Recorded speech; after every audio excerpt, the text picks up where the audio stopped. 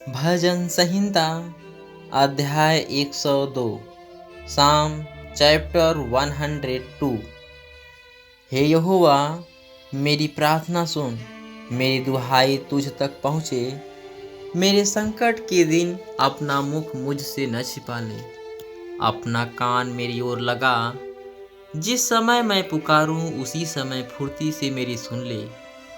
क्योंकि मेरे दिन धुएं के समान उड़े जाते हैं और मेरी हड्डियां लुकड़ी के समान जल गई हैं। मेरा मन झुलसी हुई घास के समान सूख गया है और मैं अपनी रोटी खाना भूल जाता हूँ।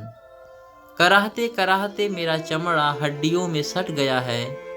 मैं जंगल के धनेश के समान हो गया हूँ। मैं उजड़े स्थानों के उल्लू के समान बन गया हूँ। मैं पड़ा पड़ा जागता रहता हूँ और गौरे के समान हो गया हूँ, जो छत के ऊपर अकेला बैठता है। मेरे शत्रु लगातार मेरी नाम धराई करते हैं। जो मेरे विरोध की धुन में बावले हो रहे हैं, वे मेरा नाम लेकर शपथ खाते हैं।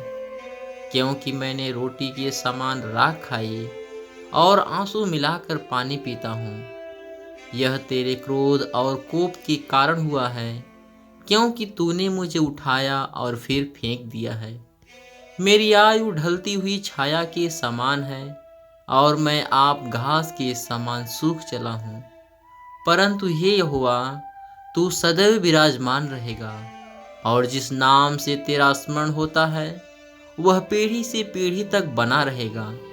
तू उठकर सिय्योन पर दया करेगा, क्योंकि उस पर अनुग्रह करने का ठहराया हुआ समय आ पहुँचा है। क्योंकि तेरे दास उसके पत्थरों को चाहते हैं और उसकी धूल पर तरस खाते हैं। इसलिए जाति जाति यहोवा के नाम का भय मानेंगी और पृथ्वी के सब राजा तेरे प्रताप से डरेंगे। क्योंकि यहोवा ने सिय्योन को फिर बसाया है और वह अपनी महिमा के साथ दिखाई देता है। वह लाचार की प्रार्थना की ओर मुँह करता है और उनकी प्रार्थना को तुच्छ नहीं जानता। यह बात आने वाली पीढ़ी के लिए लिखी जाएगी और एक जाति जो सिरजी जाएगी वही यह की स्तुति करेगी।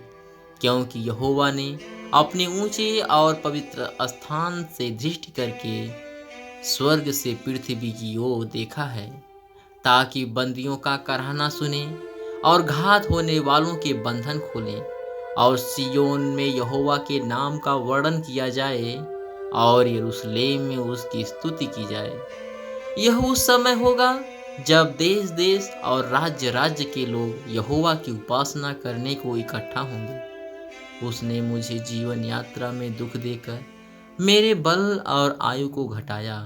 मैंने कहा, हे मेरे ईश्वर, मुझे आधी आयु में न उठा ले। तेरे वर्ष पीढ़ी से पीढ़ी तक बने रहेंगे। आदि में तूने पृथ्वी की नींव डाली और आकाश तेरे हाथों का बनाया हुआ है। वह तो नष्ट होगा, परंतु तू बना रहेगा और वह सब कपड़े के समान पुराना हो जाएगा। तू उसको वस्त्र के समान बदलेगा और वह बदल जाएगा, परंतु तू वही है और तेरे वर्षों का अंत नहीं होने का। तेरे दासों की संतान बनी रहेगी और उनका वंश तेरे सामने स्थिर रहेगा।